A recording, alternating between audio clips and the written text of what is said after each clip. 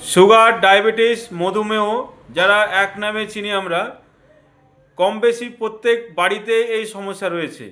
এই সমস্যার সমাধানে কি কি করতে হবে সেগুলো আমরা জানবো। আমি ডক্টর আবু সুফিয়ান। আজ বলবো সুগার চিরতরে মুক্তি এবং সুগার থেকে বেরিয়ে আসার উপায় কী। আমরা ডাক্তারবাবুদের কাছে গেলেই আমাদেরকে প্রেসক্রিপশান ধরিয়ে দেয়, বলে এটা ওষুধটা চালিয়ে যান, 1 মাস পরে আসুন, 3 মাস পরে আসুন, আবার ওষুধটা চেঞ্জ করে আবার চালিয়ে যান।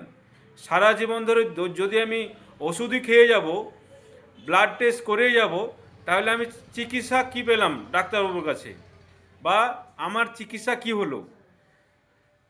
যে সমস্যা আছে তার সমাধান আছে, একটা ডিউরেশন আছে, একটা সময় আছে, সেই সময়ের মধ্যে আমার রোগের সমস্যার সমাধান হবে।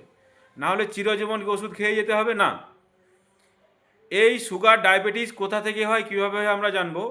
আমাদের হিউম্যান বডিতে অনেকগুলো অর্গান রয়েছে, তার মধ্যে লিভারের পাশে যে একটা অর্গান আছে প্যাঙ্ক্রিয়াস, যাকে অগ্ন্যাশয় নামে চিনি। এই অগ্ন্যাশয় থেকে এক ধরনের হরমোন নিঃসরণ হয়, তার নাম হচ্ছে ইনসুলিন।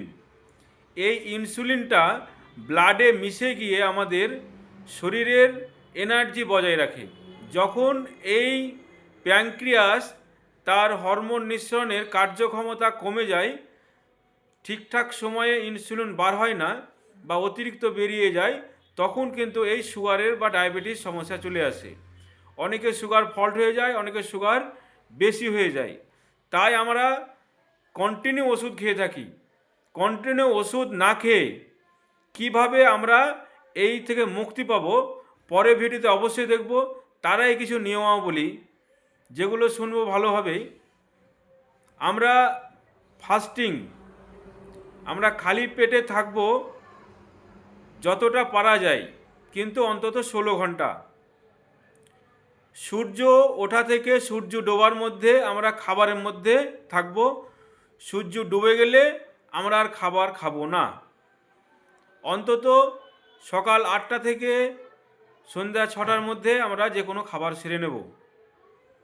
রাত্রে আর কোনো খাবারের প্রয়োজন হবে না।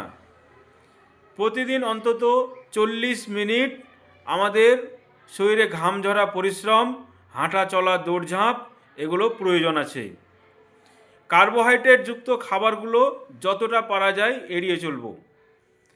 প্যাঙ্ক্রিয়াস যাতে মজবুত হয় সেইগুলো যদি আপনি শরীরে নেন এবং সেই সব ব্যায়ামগুলো যদি করুন, তাহলে আপনার প্যাঙ্ক্রিয়াস মজবুত হয়ে গেলে সঠিকভাবে আপনার প্যাঙ্ক্রিয়াস ইনসুলিন দিতে আরম্ভ করবে।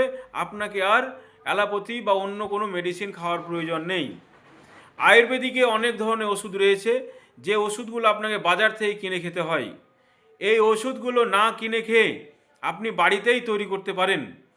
যাদের এই বক্তব্য শোনার পরেও সমস্যা রয়েছে, সোজাসুজি আমার চেম্বারে আসতে পারেন। প্রতি শুক্রবারে আমি বিনামূল্যে পরামর্শ দিয়ে থাকি। প্রতি শুক্রবার বিনামূল্যে চিকিৎসা হয় এই 5 গ্রাম আয়ুর্বেদান হিজামা সেন্টারে। এটার ঠিকানা হচ্ছে মুর্শিদাবাদ, 5 গ্রাম নবগ্রাম, মুর্শিদাবাদ। এই ঠিকানায় আসলে শুক্রবার বিনামূল্যে চিকিৎসাটা, এই পরিষেবাটা এখানে পাবেন। ইনশাল্লাহ চিরদিন এটা দিয়ে যাব। আর যে ওষুধটা বলে দিচ্ছি সেটা হচ্ছে গিলোই। গিলোই আপনারা নেটে সার্চ করে দেখুন, গিলোই কম বেশি অনেকের গ্রামে পেয়ে যাবেন। বিভিন্ন কবরস্থানে, ঝোপে ঝাড়ে, রাস্তাঘাটে বিভিন্ন তাল গাছে উঠে থাকে।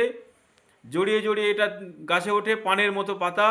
পরবর্তীতে ভিডিওতে ইনশাল্লাহ দেখাবার চেষ্টা করব। এর সঙ্গে দেবেন গিলোই। গিলোয়ের সঙ্গে আপনি দেবেন মেথি। অন্তত 3 থেকে 4 ইঞ্চি গিলোই এর ডাল আর হাফ চামচ মেথি, এটা থেঁতো করে রাত্রে ভিজে রাখবেন। সকালবেলা এটা জলটা খাওয়ার পরে ওইগুলো আবার জলে ফেলে দেবেন, নিয়ে গরম জল খাবেন। সেটা 3 গ্লাস জল দিয়ে হাফ গ্লাস করে নেবেন, নিয়ে জলটা প্রতিদিন দুবেলা খান। ইনশাল্লাহ আস্তে আস্তে 3 থেকে 4 মাসের মধ্যে আমি নিজে পরীক্ষিত অনেক পেশেন্টদের প্রয়োগ করে দেখেছি, তারা কিন্তু অনেক সুস্থ। আর কি ব্যবহার করবেন? অনেকে বলে এতগুলো ওষুধ, বিভিন্ন জায়গায় ভিডিও দেখছি, বিভিন্ন ডাক্তারবাবু বা স্বাস্থ্য কর্মীরা অনেক পরামর্শ দিয়ে থাকছেন, কোনটা ব্যবহার করব? আপনি যে কোনো মেডিসিন কন্টিনিউ না চালিয়ে একটা মেডিসিন অন্তত 3 মাস করে চালান। তারপরে রক্ত পরীক্ষা করুন, ফাস্টিং চেক করুন, পিপি চেক করুন বা র্যান্ডাম চেক করুন, তারপরে আবার কম বেশি থাকলে সেটা নিজে বুঝতে পারবেন। প্রতিদিন অন্তত এরমভাবে হাততালি মারুন 2 মিনিট। হাততালি মারলে হাতের মধ্যে অনেক প্রেশার পয়েন্ট রয়েছে, যে প্রেশার পয়েন্টে আপনার পুরো বডির ব্লাড সার্কুলেশন ভালো রাখবে। আর ব্লাড সার্কুলেশন ভালো থাকলে আপনার সুগারের মাত্রা কিন্তু ধীরে ধীরে কমবে। মানসিক চাপ নেবেন না, মানসিক চাপে কিন্তু অনেক সময় সুগার বেড়ে যায়।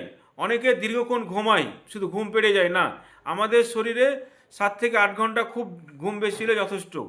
অন্তত 4 ঘন্টা আমরা যদি কাজ করি বা 2 ঘন্টা কি 1 ঘন্টা ঘুম মানে মানসিকভাবে পরিশ্রম করি, ঘাম ঝরা পরিশ্রম, তাহলে কিন্তু এই সুগার থেকে আমরা মুক্তি পাবো।